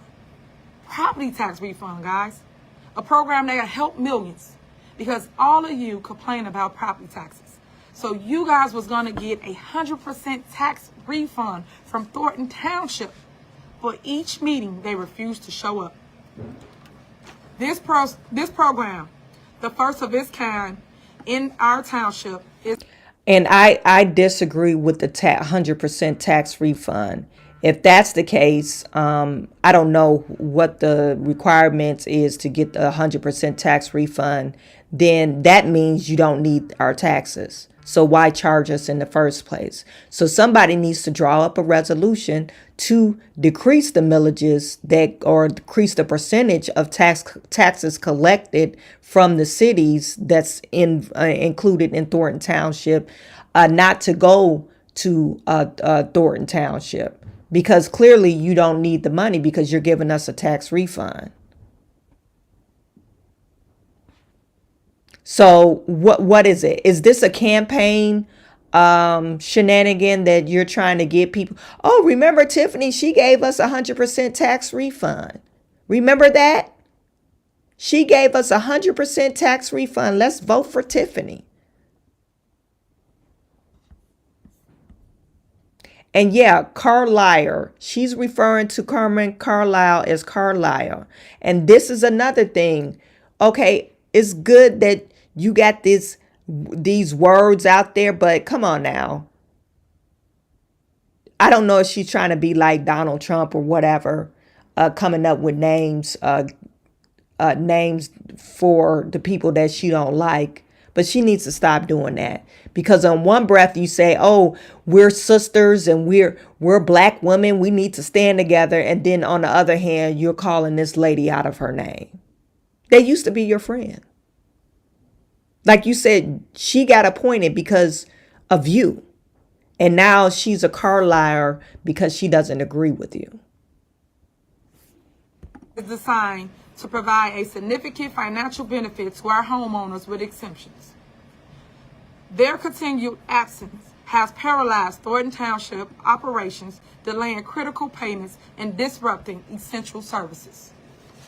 Additionally, the trustees approved an RFP process to select a firm for a forensic audit of credit card uses here at Thornton Township, focusing on expenditure involving Keith Freeman and trustee Carmen Carlisle prior to her appointment. This critical initiative aims to ensure fiscal accountability and restore public trust. A highly qualified firm was selected through the transparent process, yet the trustee now refused to attend meetings to finalize the proposal. Blocking this initiative contradicts their claims of supporting transparency and accountability. Under my leadership, Thornton Township has made extraordinary financial progress. The 2024 independent financial audit confirms a $1 million surplus in the general fund and a $4.2 million surplus in the general assistance fund. I'm going to repeat that again because y'all missed that. Under my leadership, Supervisor Tiffany A. Henyard, we have a $1 million surplus in the general fund and a $4.2 million surplus in the general assistance fund. An incredible turnaround from the $4.5 million deficit reported in 2022. With this surplus, the township is fully prepared to issue a $2.2 million homeowner tax refund to all eligible residents. Does anybody believe this, that she has basically a $5.2 million surplus in Thornton Township? Okay. It seems like this is a lie, because you can't say on one hand that, hey, I ran the Village of Dalton's budget in the ground, not paying vendors or whatever. But this other entity that I run, we have a surplus. Does anyone believe this? You guys put in the chat. I don't believe it. Because if you're bad with this money, you can't even pay your $2,400 rent. And you make almost $300 to $400,000 a year. We don't believe you, Tiffany. You keep on saying these numbers like you said before they did a financial audit at the Village of Dalton, and coming to find out they're $5 to $6 billion or $1 million in debt. You were saying that they had a $6.9 million grant, and you kept on repeating it until, the trustees start calling you out, and then you locked them out the system and tried to hide money, and coming to find out after they did this financial audit, you are financial malfeasance. So no one believes you when you say you have a surplus. I don't believe it. She's totally lying. And if you believe that I have some lakefront property to sell you in Iowa, if you believe this crap. Anyway. Despite the program being financially sound and ready for implementation, the trustees' political maneuvers are blocking this initiative, which is both disappointing and unadjustable. We have to fix it, guys. As of this fiscal year, the general fund surplus has grown to $2.6 million. And the general assistance fund stands at $5.4 million. Thornton Township is a model of financial stability, operating with surpluses, expanding services, and servicing more residents than ever before, while spending less. That's what they don't tell you. That's the key word. Spending less, but you're getting more. Our residents deserve elected officials who are committed to fulfilling their responsibility, prioritizing progress, and working in the best interest of our community. I urge the trustees to stop delaying governance, attend board meeting, and cast their votes, whether it's for or against. Leadership requires action, not avoidance. Together, we can ensure that Thornton Township continues to grow, remain accountable, and deliver the stability our residents deserve. End quote. This is what I want to see for our community. We have to do better. We have to hold people accountable when they don't show up and show out and come to board meetings and make sure they cast their votes for what's right. And that's the people. It was several different items on the agenda this evening, and we showed up, meaning myself, the supervisor, the clerk, and also trustee Darlene Gray Evans. He was missing 2 more trustees, guys. Without the 2 trustees, we could not vote on any business for Thornton Township. This is the part that a lot of people are missing.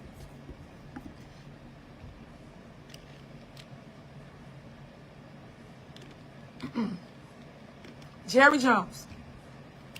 He was a trustee here at Thornton Township. He resigned. And when he resigned, his seat became vacant, creating a vacancy of trustee.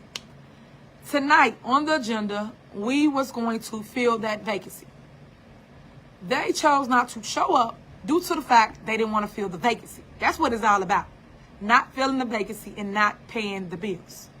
They have gridlocked the township, and they have stopped us from moving forward as relates to certain things.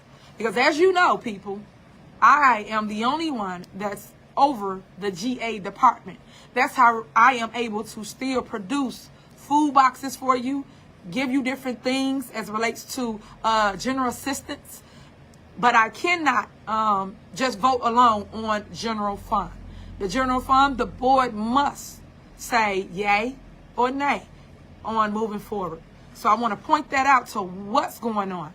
The appointment tonight would have helped balance our board, which we need. Currently now it's either gridlock with 2-2 or people don't show up. So we cannot move our township forward. And that's what's going on right now. So I hope you're hearing me. I hope you see what's going on, and I hope you understand it, because a lot of times people don't understand what's going on or the why that's going on.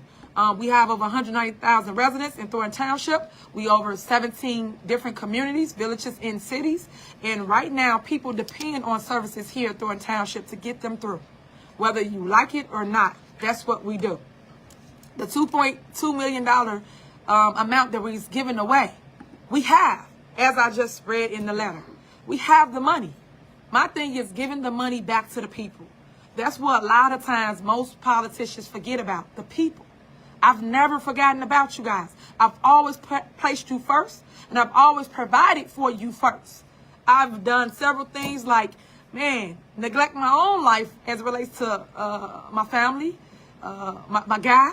Just time. I've been giving you all my time just to stand in the fire to say, it's okay. We're going to get through it together. Because as I always say, we're going to go through it, but we got to grow through it, guys. And it takes sometimes that one leader to stand strong and keep going. And you got to have great people around you. Because sometimes you have a Judas. You have people in your camp that's just destroying everything from within. But when you wake up, when you find out, fix it. Do better. Put people around you that means you well and want to see you grow. Because a lot of times people are afraid that you're going to leave the area. Y'all done heard all the stories, whether it's rappers, football players, entertainers. A lot of times the people around them don't want them to leave or don't want them to grow because they're afraid that they're going to leave them behind because now they're going to another height. Tiffany, this is the highest height you're going to get, and you got lucky on this height, okay? You're not a rapper, you're not a singer, songwriter, you're not a social media star. Only reason why we're entertained right now is because we can't believe how egregious you've operated both of Thornton Township and the village of Dalton. So we know you're not going to go anywhere. The next place you would go is on a 5x9 sale, and you'll have an orange jumpsuit on. And I'm thinking it might be sooner than later. I don't know what the FBI is taking so long for, but it's starting to be a little bit ridiculous because we're sitting up here listening to you lie and lie again. When are you going to start presenting evidence that we could actually look at? Besides holding up empty notes or empty pieces of paper saying, hey, I got the evidence right here. These are all the reports. Remember the last meeting that she was in Dalton Village? She said, these are the reports from the police reports of the dogs biting people. And it was a sheet that was printed out. And then all the other sheets under there was empty papers. Stop grandstanding, Tiffany. No one trusts you. You lost the circle of trust. You burnt all those bridges. People did believe you. They were behind you at first. But the way that you act, the way that you carry yourself, now people don't believe you. They can't even trust the word that's coming out your mouth. And you might be telling the truth on some of the things, but you've lied so much and you disappointed people so much and act the ass so much, nobody could trust you. Nobody cares about you trying to feel all passionate now about the people, because that's why they elected you before in the village of Dalton, because you were passionate about the people. People thought you were going to actually fight for the people, but instead you felt some sense of power and got money hungry or power hungry, and then you showed your ass and you act a damn fool. And sometimes you gotta cut the umbilical cord because some people can't go where you're going. You're destined to move on. You're destined to be. And I need Tiffany to stop watching all these motivational videos, because have you noticed she's putting a little things or sayings in from motivational videos of people that she heard talk before. So she's repeating in her own videos, and she sounds really ridiculous. What are you talking about? Cut the umbilical cord. What are you talking about? Like you're mentoring people. You don't mentor nobody. You just want people to follow you all around and do what you say. That's all you want to do. Just like the video we watched when she was crying about her signs getting taken down. The guy, I think it's Marcus Krigley or whatever his name is. He's fired from the Village and he's still following her around like a dummy. You a grown man. Find another job. But you probably can't because you got a criminal record.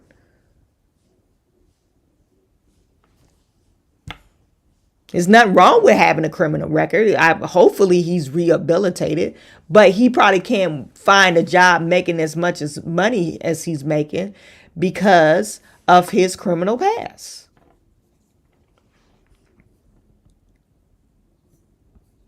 Great. And you must be great. And sometimes it hurts because you're going to leave them people that have been rocking with you from day one. But it was God's choice to put them in your life to get you to this step. But now when you go to chapter 2, it's time for a new crew, unfortunately. But sometimes it hurts. But you got to be okay with being okay. And sometimes you got to stand alone in the next chapter. But when you do that, guys, I just want you to know that God got Oh, my bad. I didn't mean to do that. Keep God first in everything you do. We don't talk about God enough. I say that all the time. I lead with God. I keep myself prayed up. I tell you to do that. I tell people, yeah, you don't want everybody praying for you, but you guys send me prayers because I love people that love on people. I don't like the negativity. I can't stand a smear campaign when they can't beat you or can't control you. This is what they do. They create a smear campaign and they try to defame your name and your character. But my people, y'all know who I am. Y'all know what I do. I've been in my community for years. I've been in government for over a decade. And they mad because they cannot and will not control me. That's what it's all about. And to the ladies that's in politics, I call it, you know what it is. They will not allow you to have a seat at their table. So guess what we do? Go build your own. Build your own table. And pray they get a seat at your table. How about that? But I just want to make sure that you understood what was going on here at Thornton Township because it's so much misinformation out in the public. So many misleading statements that people make with no facts. And so many people that the fake news they interview and just talk. And that's why I got no respect for them because they supposed to be journalists. But they don't go and fact check nothing nobody say. They just put it out there. And that's why when I sue everybody, because I'm coming. No, I'm coming. For defaming my name, defaming my character, and this conspiracy to try to destroy Tiffany Henyard. I will come for everyone. Know that. This is facts. It's not fiction. But at the end of the day, while I'm going through this storm, I always say this, me today, you tomorrow. Girl, bye. Girl, but it's what? 30 more minutes left of this nonsense. I'm not going to play it all. If you guys want to watch Tiffany Henyard ramble and talk your ear off, you can on your time. Because I had enough. I had enough of Tiffany's shit for one day. I did find a YouTube channel. I did find her YouTube channel. It's called Tiff Speaks. She has 310 subscribers already. Good for you, Tiff. But I guess it's been up a while because she posted these videos a month ago. And she put all her rants on here. So, yeah, I mean, it's nothing more you could say about Tiffany. Besides Godspeed. Godspeed. Hopefully Tiffany would. I'm not for sure.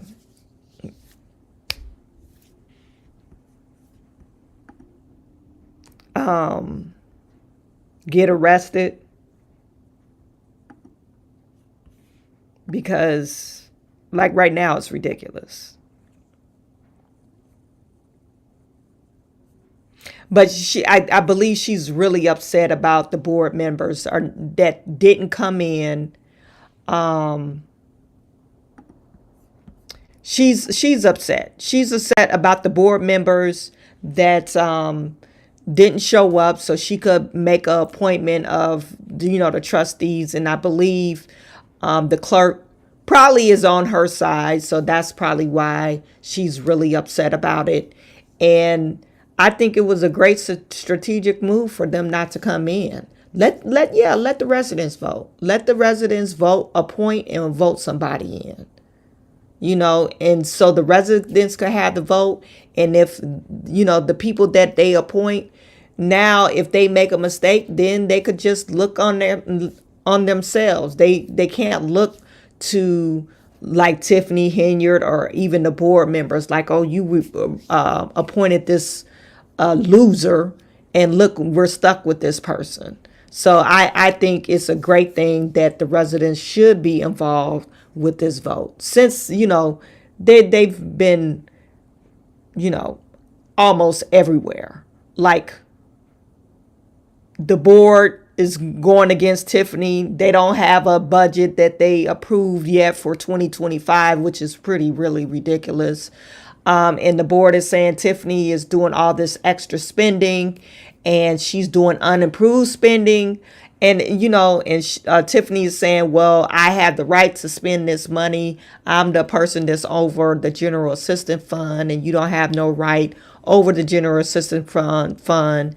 So it's just really ridiculous. So hopefully the next meeting, which will be in December, the residents, and hopefully a lot of residents will turn out and they appoint somebody that they want to have in that seat. And it's not up to Tiffany. So Tiffany can't control everything like she's a dictator.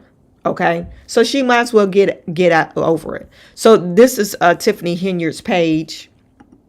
Don't know if you want to subscribe to it, but there you have it. That's her page.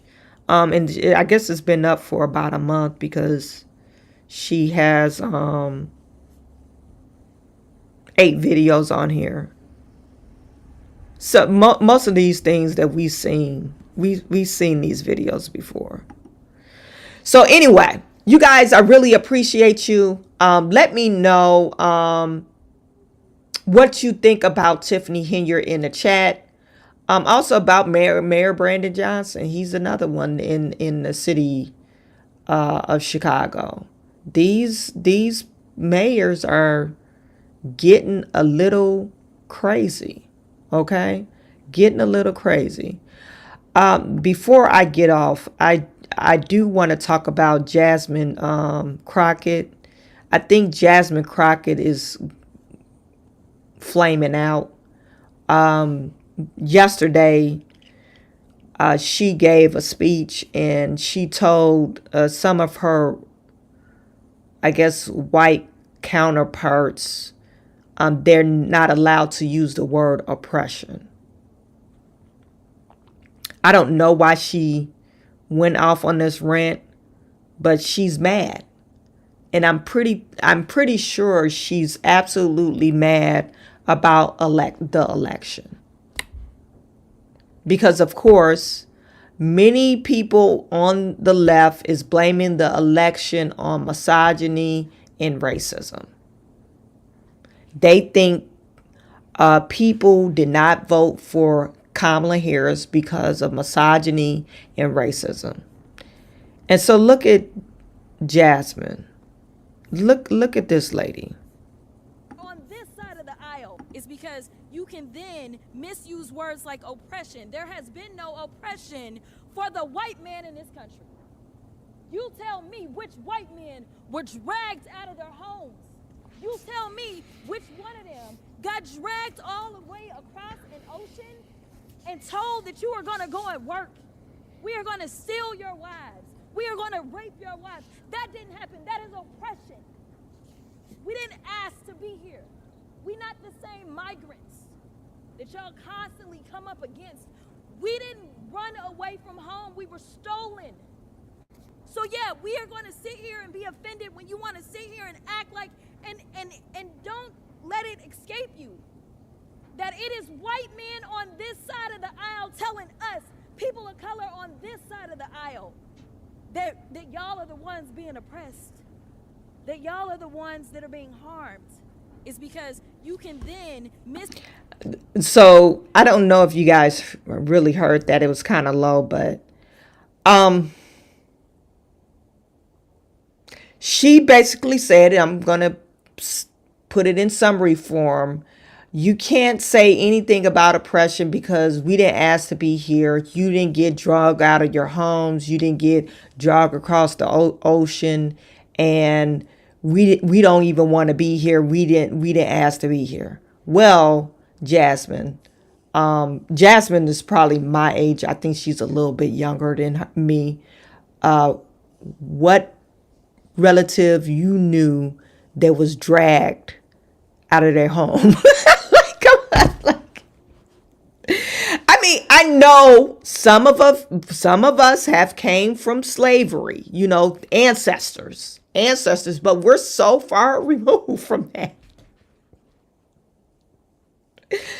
Mr. Willie, I know I talked about Mr. Willie. This is a guy, he's a farmer and he's from Oklahoma. And we were talking about, and I told you guys we were talking about the election, but he was saying that he was doing a genealogy and he always thought he was from Indian descent, like Cherokee Indian. And he coming to find out his grandmother was just a white woman. And now he's 90. So he's 90 and his aunts and uncles, they all got mad at him because he submitted his DNA to ancestry.com or whatever, and it didn't come up Indian. It came up, Caucasian, whatever his not great grandmother, but grandmother was. And they told the story, and let me backtrack or regress. He was saying that they changed his grandfather's name so many times because he was wanted. Now, the story that he got, the lady that he fell in love with was a white lady, but she was mixed. She looked white. She was white passing, but she was mixed. She had blue eyes but real dark hair. And anyway, they said she was Indian. This is on his black side of the family. They said she was Indian. You couldn't say, it was a crime to say, oh, my grandmother was white. It was a crime back then. Even to this day, his great grandfather was a sharecropper. Now, he didn't get into whether or not he was a share. Okay, so back then there were laws, like if you broke a law, like if you married a white woman or went away with a white woman, and you were attached to a piece of land, they would drag you back to that land and you had to spend the rest of your life because you did a crime, indentured servitude, basically.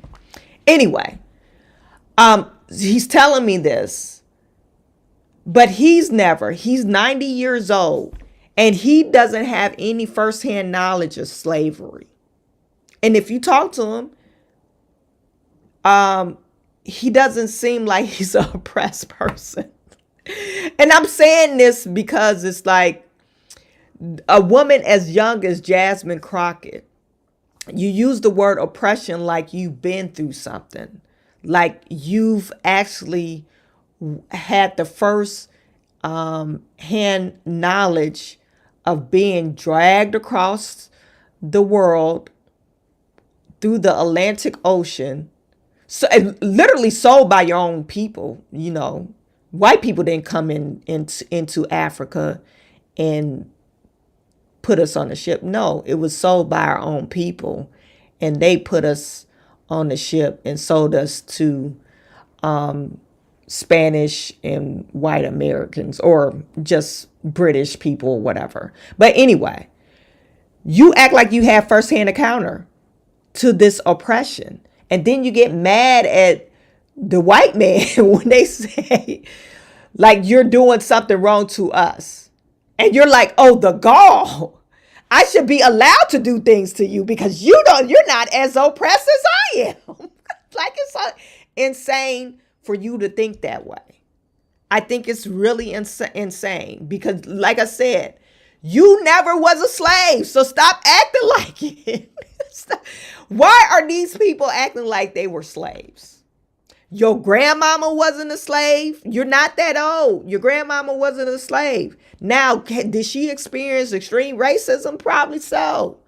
But come on now, Jasmine, stop it with the madness. And people could say, you're treating us wrong. They have the right to say, no, you're treating me wrong. And you have the right to say, no, you're treating me wrong.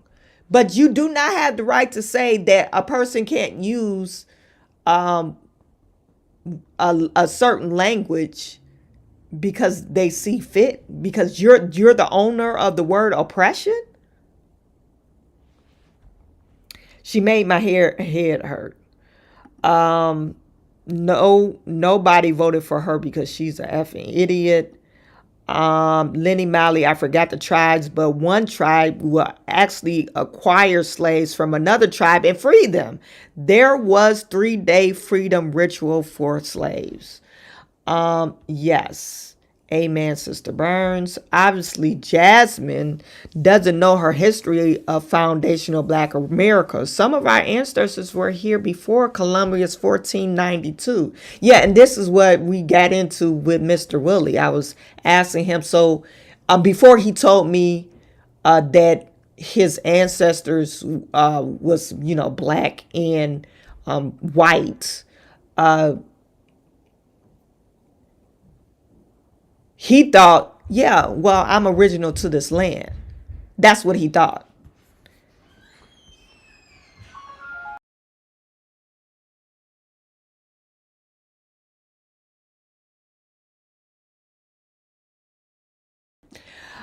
So yeah, he thought he was original to this land. And like I said, we don't have firsthand knowledge of slavery. We just know of what what we read or what we studied.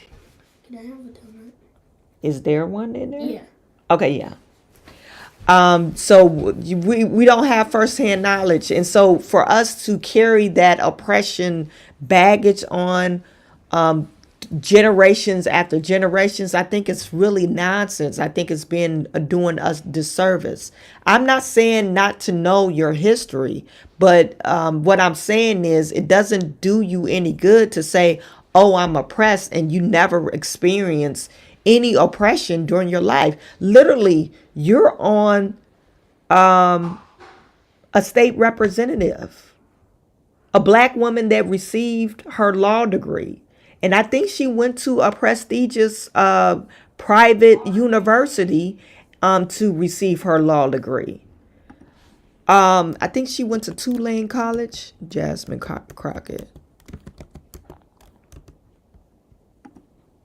So for her to say, hey, I'm oppressed, and white man, you're not allowed to use the word oppression, I think is really absolutely ridiculous.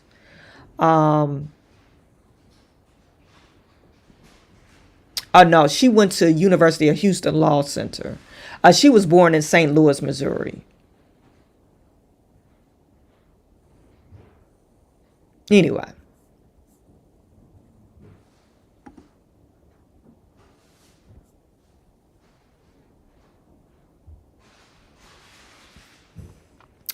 So that's Jasmine Crockett. She says a representative, or this article for CBS, Representative Jasmine Crockett challenges proposed DEI bill, no oppression toward the white man. Oppression. I guess they used the word oppression in this DEI bill because, if you really think about DEI and the intricacies of DEI and how it works, yeah, you are being oppressive towards another group of people. You're doing the same thing that they did to us back in the day. So why even do it? Just based off of merit. Do we need to really develop a study of how people are chosen for jobs, and can we look to see the data and statistics of, okay, we only have white men or white women in this field. Why is it that we only chosen white men and white men or a white woman for this field? Just like pilots. Oh, we're going to make sure that 20% of pilot positions are filled by black women or black men. I think it's absolutely ludicrous. Reason why I'm saying it's ludicrous, how do we know that the pool is 20%? I don't think it is. Even when I could use my career as an example, chemical engineers, there's not 20% black chemical engineers out there, let alone black women. So it would be ludicrous for a job to say, hey, we need to fill 20% or have 13% just representative of the African or black population. We need to fill these positions. 13% of these positions need to be filled by black women.